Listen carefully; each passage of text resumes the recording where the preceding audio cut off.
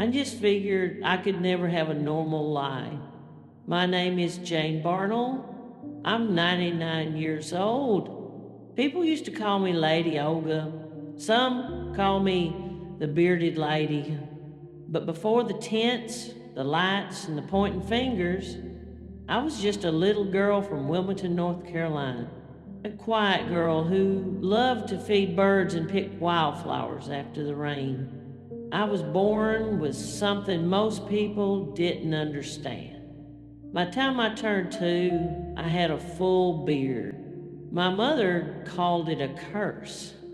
My father called it nothing. He just kept working in his wagon shop and looked away when I came near. But I remember one morning, I must have been 4. My mother bathed me, brushed my hair, and tied a little blue ribbon around my collar. And she said, "Let's go for a walk." I thought we were going to church, or maybe the market, but we stopped at a train station. There was a man waiting there, a stranger in a tall black coat.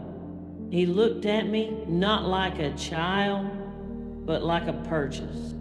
And before I understood what was happening, she let go of my hand. She got back on the train, and I never saw her again. That was the day I stopped being a daughter and became a thing people paid to look at.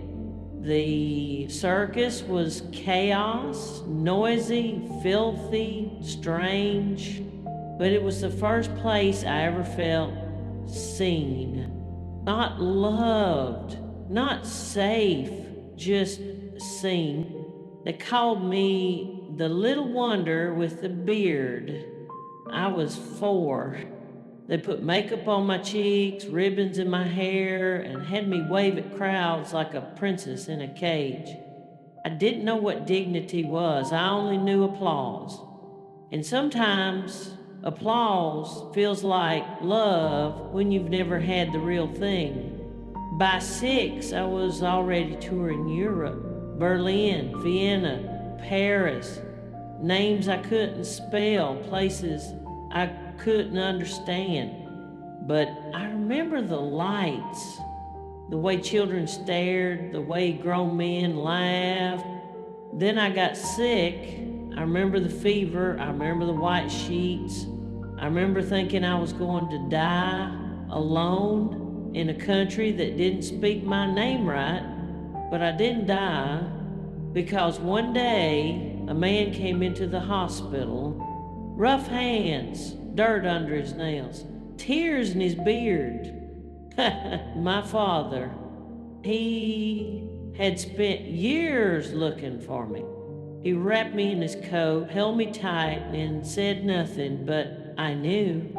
That was the only time I ever saw him cry. For a while after that, I lived with my grandmother back in North Carolina. She raised me with quiet kindness, taught me how to make soup, let me pick wild berries, never once asked me to shave. That porch, those fireflies, the sound of her humming old hymns, that's the only peace I ever knew. I was 17 when I left my grandmother's home. Not because I wanted to, but because I didn't know how to stay. People in town stared, they whispered. Even when I tried to shave, the stubble came back faster than their judgment ever left. I tried to study nursing, to live a quiet life. I even lasted a year at a hospital, folding linens and washing floors. But one day a child pointed at my chin and screamed. The next morning I packed my bag and left without saying goodbye. I rode a train north, then west, then north again. By the time I was 21, I was in Ohio, standing under a faded banner that said, "Wonders of the World." A man named William Heckler gave me a job. He looked at my face and said, "You were born for this." He didn't mean it kindly. but I needed to eat. So I let the beard grow back. It came in thick and dark, longer than I remembered. And with it came the old name again, Lady Olga. They put me in a velvet dress, handed me a silver hand mirror, and told me to smile. But I didn't feel like smiling anymore.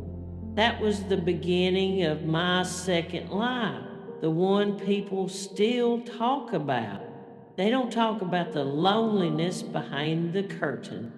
They don't ask about the nights I cried with my head between my knees. They only remember the beard, the dress, and the applause. They remember the freak. Years passed.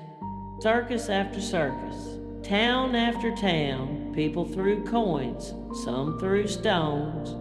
Most just pointed and laughed. I married 4 times. Once to a violinist. Once to a balloon man. Once to a man who never said he loved me. And once to a man who only loved the money I brought in. None of them stayed. I had 2 children. Both died before their 10th birthday. Fever took one, the cold took the other. I don't remember their faces anymore, just the sound of their laughter in the mornings. I stopped looking in mirrors after that. I stopped celebrating birthdays. I stopped writing letters home because no one ever wrote back. I tried to visit my sister once. She opened the door just a crack and said, "You shouldn't have come." Her children were standing behind her. They didn't know who I was. Neither did she, I think. I kept one thing with me all those years. A small silver hand mirror. First gift I ever received from an audience member. She was a little girl who said, "You look like a queen." I've kept it through 100 winters, not because I believed her, but because for one moment someone didn't laugh. I never came here to be famous. I'm too old for that. My knees hurt, my voice shakes.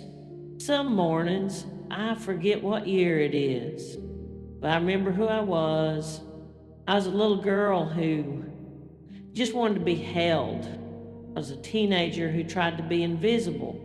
I was a woman who wore velvet gowns so people wouldn't see the cracks in her heart. And now I'm just Jane. Not Lady Olga, not the beard lady, just Jane Barnell. I came here tonight because I want someone, anyone, to hear the part of me that never got to speak. The girl whose mother left. The woman who buried 2 children. The old soul who spent a lifetime waiting for the world to look past her face and see her story. So if you're watching this and you've ever felt forgotten, I want you to know something. You're not strange. You are not your reflection. You are not what people call you. You are every memory that still lives behind your eyes. Every bruise that turned into a song. And tonight I will sing, not because I have a perfect voice, but because this is the only place left in the world where someone might still be listening.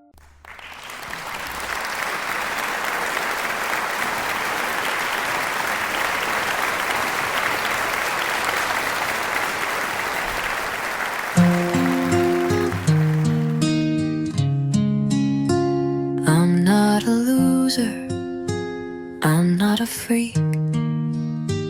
I'm just a kid who's trying to speak. My mind, my thoughts, my dreams, my fears, but no one ever really hears.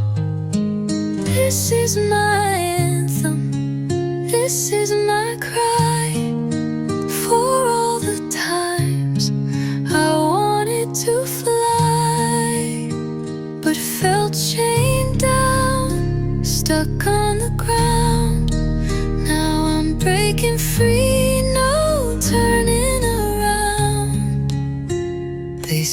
I'm different.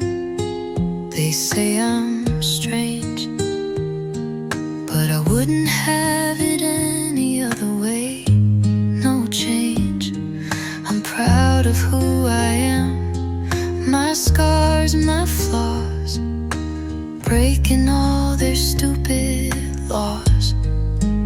This is my anthem, this is my cry, for all the times I wanted to fly, but felt chained down, stuck on the ground. Now I'm breaking free, no turning around. I'm not asking for your pity, just your understanding. I'm not looking for a handout, just a helping hand. And I'll rise above, I'll break the mold. My story's just beginning, yet to unfold. This is my